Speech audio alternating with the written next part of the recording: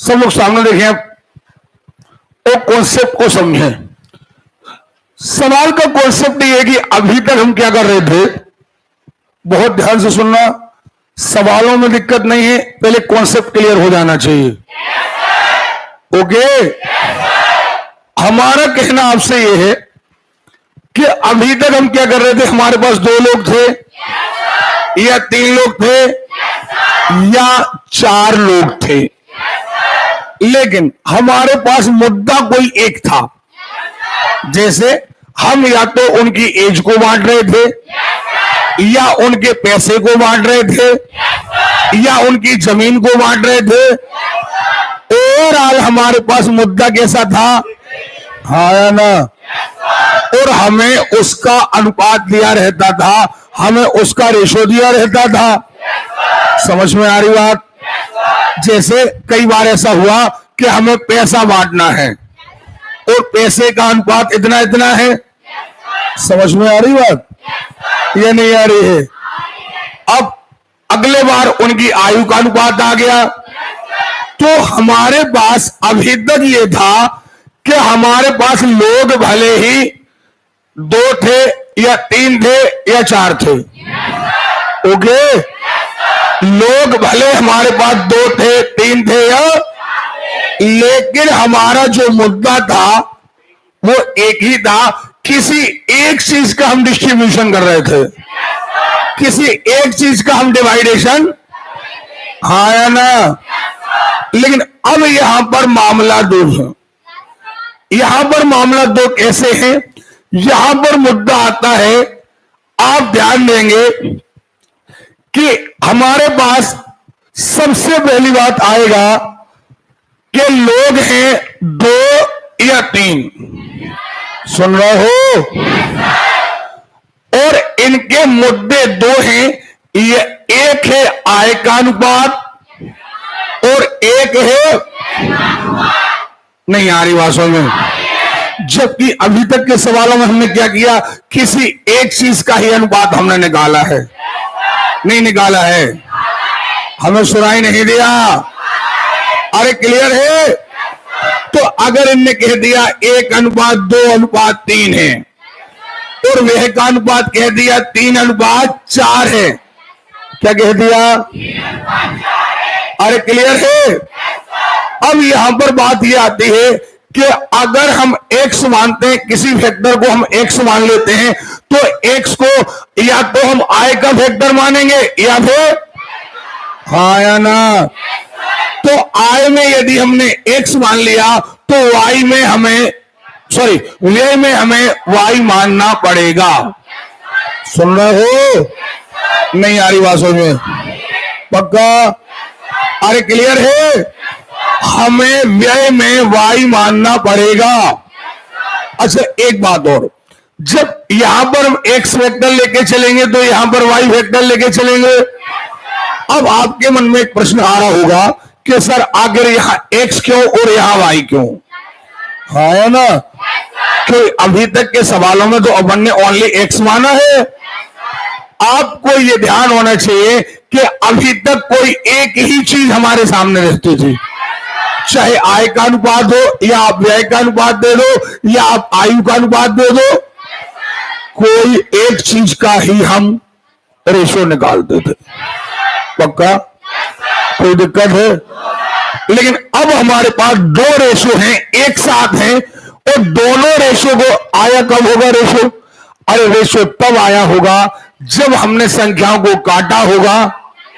हमने संख्याओं को, अरे क्लियर है। तो संख्याओं को काटने के बाद, संख्याओं को काटने के बाद जो बचा होगा उसे हमने रेशो कहा होगा। अच्छा ओवरऑल क्या आपको इतनी मेरी बात समझ में आ गई है कि नहीं आई है, कि हमारे पास मटेरियल 2 है तो फैक्टर भी 2 होंगे। अच्छा एक कॉन्सेप्ट और आपका क्लियर होना चाहिए, और उसे हम कहते हैं विलोपन विधि। हम लेप्स करने वाली मेथड कहते हैं। देखें जरा, सारे लोग सामने देखें, जिनसे आती है वो सुने और जिनसे नहीं आती बहुत ध्यान से सुने। ये मेथड यहां भी लगना है और आने वाले सवालों में भी लगना है। ये हर अध्याय में यूज होना है।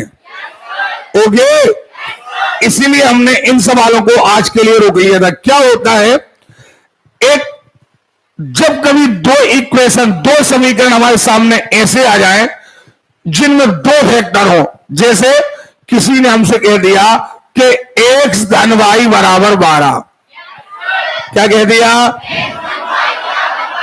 अरे क्लियर है, और कह दिया x ऋण y बराबर 7, क्या कह दिया। एक्चुअली ये दो घटनाएं हैं। पहली घटना क्या है, x धन y बराबर, सुनाई नहीं दिया, ये आज अच्छे से समझ लो, क्योंकि अभी आएंगे नाव धारा के साथ थोड़े 1-2 लेसन 3 लेसन के बाद, वहां पर हम बार बार एक बार कोई मेथड समझा देंगे, हम दोबारा नहीं समझाएंगे। आप भले ये कहें सर हमसे नहीं बन रहा, नहीं बने तुम जानो तुम्हारा काम जाने, क्योंकि एक बार हम देखो दिल खोल कर समझा देते हैं। सुन रहे हो?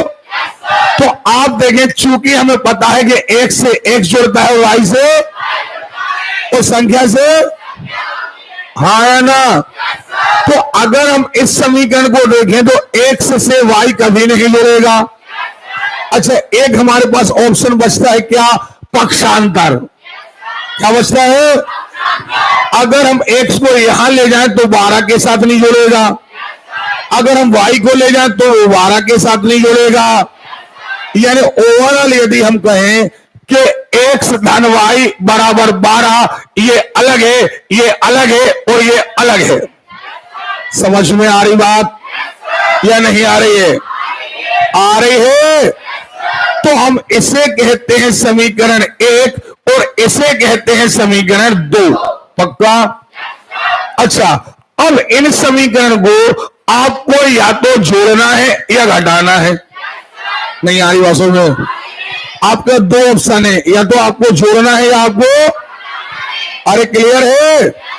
अच्छा, जोड़ना में कोई फर्क नहीं पड़ेगा। अभी ये 15 मिनट मेथड चलेगी, बड़े आराम से सुनना, हर जगह काम में आएगी। आप सुन रहे हो? चलिए देखें भैया, यार इन लोगों को टोको यार, कोई क्यों बंटी भैया, बंटी भैया क्यों है? ये लोग कितने टाइम में चले जाते हैं यार। यहां देखे, अब यहां पर हमें किसी एक को लैप्स करना है, किसी एक को खत्म करना है। या तो x खत्म हो जाए और या फिर, हाँ या ना, या तो x खत्म हो जाए या फिर, अच्छा यदि x खत्म हो जाएगा तो बचेगा क्या, y बचेगा। अगर y खत्म हो जाए तो, और अगर एक कोई खत्म हो जाए तो दूसरे का वैल्यू ऑटोमेटिक आ जाएगा। भाई x खत्म हो जाएगा तो वैल्यू तक आएगा, और y खत्म हो जाए तो वैल्यू आएगा कि नहीं आएगा। बस यहां देखें आप, अब यहां पर अगर हम दोनों समीकरणों को जोड़ दें, क्या कर दें, अगर दोनों समीकरणों को हम जोड़ दें तो समीकरणों पर कोई फर्क नहीं पड़ेगा। सुन रहे हो? लेकिन अगर जोड़ने की जगह क्या कर दें, सुनाई नहीं दिया, तो गणित का नियम है कि जब भी आप किसी चीज को घटाते हैं तो नीचे वाली संख्याओं के चिन्ह बदल जाए, नीचे वाली संख्याओं के चिन्ह, अरे क्लियर है? यानी अभी x काय का है, काय का होगा, अभी काय का है, काय का होगा, 7 काय का है, काय का होगा। लेकिन ऐसा कब होगा, जब आप संख्याओं को, सॉरी समीकरणों को घटाएंगे। ऐसा कब होगा, सुन रहे हो? लेकिन अब आप कहोगे सर कि आप ये बताएं हम कब जोड़ें और कब घटाएं। सुन रहे हो? कब जोड़े हो? अब देखिए, अगर आप जोड़ने पर लेते हैं तो x और x 2x हो जाएगा। नहीं आ रही बात समझ में? और अगर आप चाहते हैं कि x क्या हो जाए, खत्म, x क्या हो जाए, तो फिर आपको लेना है घटाने पर, काय पर? अब घटाने के पीछे आपका मकसद क्या है? घटाने के पीछे आपका मकसद है कि इसके चिन्ह क्या हो जाएंगे? हाँ या ना? अरे क्लियर है?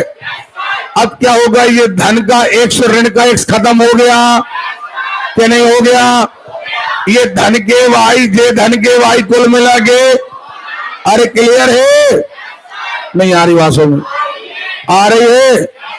देखें अब यहां पर 12 में से 7 गए, बचे हैं हाँ या ना? सवाल हमने मन से बना के लिखा हुआ था। अब देखिए यहां ऐसी संख्या मान लेते हैं जो कट रही है, तो अब y का मान कितना आएगा? बटे 2 आएगा। कितने हो गए? 3। सुन रहे हो? तो y की वैल्यू मिल गई। अब y की वैल्यू को आप इस इक्वेशन में रख दो। नहीं आ रही बात समझ? आ रही है? चलो आप देखें और देखें आप। आज कुछ ज्यादा ही गर्मी है यार, खुद ही नहीं खड़े हो पा रहे। देखें अगला, अब मान के चलते हैं हमारे पास एक ऐसा इक्वेशन आता है। अभी आपने एक बात देखी थी, x भी इक्वल था और y भी, यानी हम चाहे तो x को बराबर कर देते, चाहे तो हाँ या ना? हम चाहते तो x को बराबर कर देते, चाहे तो हाँ या ना? लेकिन अब हम एक ऐसा इक्वेशन लिख रहे हैं, हम लिख रहे हैं 2x धन 3y बराबर 18। देखिए मन से बना के लिख रहे, कहीं गड़बड़ भी हो सकती है। और यहां लिख दे रहे हैं 2x ऋण 5y बराबर 12। सुन रहे हो? अच्छा अब लेफ्ट कौन हो सकता है? बोलो। अगर चाहे आप y को जोड़ो तो भी लेफ्ट नहीं होगा, तो चाहे घटाओ तो भी होगा कौन? क्योंकि किसकी क्वांटिटी इक्वल है? हाँ या ना? तो अब हमने देखा कि अगर जोड़ने पर लेंगे तो ये 4 हो जाएंगे। नहीं आ रही बात समझ में? अब एक धन का होना चाहिए और एक, तो अब क्या करें? काय पर ले लें? तो ये माइनस हो गया, ये माइनस की जगह प्लस हो गया, ये क्या हो गया? तो ये लेफ्ट हो गए। नहीं आ रही बात समझ में? अब फिर वही बात है, ये कितने हो गए? 8y बराबर 30 हो गए। फिर वही बात, काय की वैल्यू आ गई? बोलो यार। ये धन का है ना? अच्छा ये घट जाएगा, सॉरी ये कितने बचे? 6। पक्का? तो अब आपको ध्यान रखना है, अब y की वैल्यू आएगी बटे 8। अब मान लो कि कंप्लीटली कट गए और यहाँ 4 आ गया, 2 आ गया, 6 आ गया। अब उसका मान कहां रख दो? यहां। पक्का? अब अगर सवाल में ऐसा हो जाता कि जैसे 2x धन 3y बराबर 15, 5x ऋण 3y बराबर 18। अब बताओ लेफ्ट कौन हो सकता है? y हो सकता है? y हो सकता है, क्योंकि क्वांटिटी किसकी बराबर है? y की क्वांटिटी। सुन रहे हो? अब y की क्वांटिटी बराबर है, ये लेफ्ट हो सकता है। लेकिन दिक्कत कहां है? अगर हमने इसे जोड़ने पर लिया तो लेफ्ट होगा, लेकिन अगर धोखे से हमने कह दिया घटाने पर, काय पर? हमने धोखे से क्या कह दिया? अरे क्लियर है? तो घटाने पर क्या होगा? हम कह देंगे माइनस प्लस माइनस, और अब ये भी प्लस हो गया, ये भी क्या हो गया? अब ये लेफ्ट नहीं होगा, इसलिए हमें घटाने पर नहीं लेना है, हमें काय पर लेना है? सुन रहा हो? तो हम यहां लिख देंगे जोड़ने पर, तो इसका कोई परिवर्तन नहीं होगा, ये लेफ्ट हो जाएगा। 5 और 2 कितने हो गए? ये जुड़ जाएंगे। 7 कहां जाएगा? नीचे। y की वैल्यू आ जाएगी। नहीं आ रही बात समझ में? तो हमने एक सवाल ऐसा पढ़ा जिसमें दोनों इक्वेशन बराबर थे। हमने एक सवाल ऐसा पढ़ा जिसमें दोनों इक्वेशन, अब देखना जरा, x भी बराबर था y भी, यानी चाहते तो x कैंसिल हो जाता, चाहते तो। फिर हमने एक इक्वेशन लिखा जिसमें x की क्वांटिटी इक्वल थी, y की क्वांटिटी इक्वल, हाँ या ना? थक गए हो? पारस करिएगा, बोलते चलो, ठीक है। हाँ, तो अब अगला हो सकता था कि y की क्वांटिटी इक्वल है, x की क्वांटिटी इक्वल, पक्का? नहीं आ रही बात समझ में? अब एक सवाल हम ऐसा लिख रहे हैं जिसमें ना x इक्वल है ना y इक्वल है, मतलब ना x लेफ्ट हो रहा है ना y लेफ्ट हो रहा है। ये सवाल याद रखिएगा, अभी सवाल आएंगे। एक वृक्ष पर इतनी मुर्गियां, एक जगह इतनी मुर्गियां हैं, इतनी भैंस हैं, इनके सिरों की संख्या इतनी हो, पैरों की संख्या इतनी। फेवरेट सवाल है और एग्जाम में आजकल आने का प्रचलन है, वहां ये काम में आएगा। सबसे पहली बात तो अच्छा जोरदार माहौल बनाया को, ठीक है। हाँ, अब बताएं क्या लिखा। अब हम कह रहे हैं एक ऐसा समीकरण जिसमें ना x इक्वल है, हाँ है ना।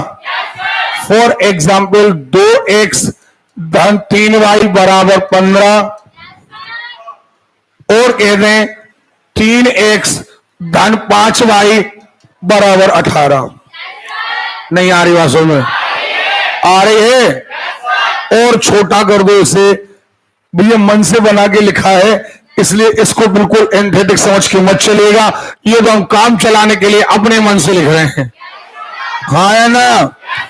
अब इसको मान लेते हैं समीकरण 1 और इसको मान लेते हैं समीकरण, हाँ है ना।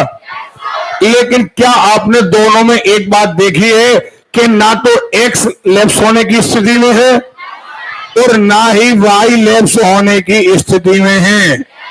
सुन रहे हो? ना x लेफ्ट होना चाह रहा है ना, अरे क्लियर है? क्योंकि चाहे इनको घटाओगे तो भी लेफ्ट नहीं होगा, इसको घटाओगे तब भी लेफ्ट हो, पक्का।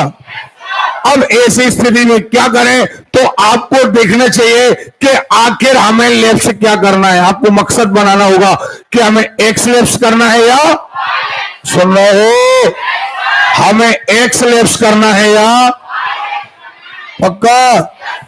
अब यदि आपको एक्स लेफ्ट करना है तो आपको एक्स के वेक्टर उठाना है और अपोजिट गुणा कर देना है, नीचे का ऊपर, ऊपर वाले का नीचे, हाँ है ना।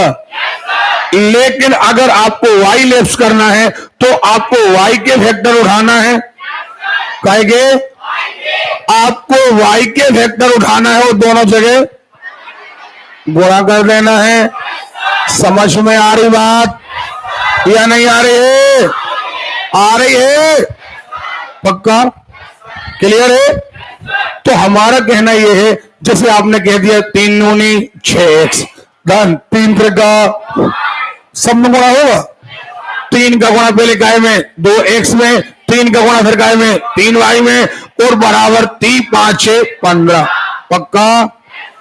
आगे हम बढ़े, हमने कहा 2 का गुणा किया 2 तिया और धन के बराबर कितने, चलिए यह हमारा उद्देश्य था। ये देखो दोनों बराबर हो गए, ये 6x है, ये भी क्या है, अरे क्लियर है? अगर हमने y के फैक्टर को उठाया होता तो y बराबर हो जाता, यानी या तो x बराबर हो जाता ये, हाँ या ना। लेकिन बराबर वही होता जिसका फैक्टर हमने उठा करके गुणा किया है। अब देखें ये दोनों प्लस के हैं, दोनों सेम साइन हैं, और जब दोनों सेम साइन होते हैं तो जुड़ते हैं ना कि घटते हैं, पक्का। अब हमें नीचे वाले का साइन बदलना है, तो क्या लेना है? आवाज नहीं आ रही है, बस तो आप ये लेफ्ट हो जाएगा, y बचेगा, y की वैल्यू आ जाएगी, फिर उसकी वैल्यू हम कहां रख देंगे? ऊपर। कितने लोग कहते हैं बनेगा? ओके।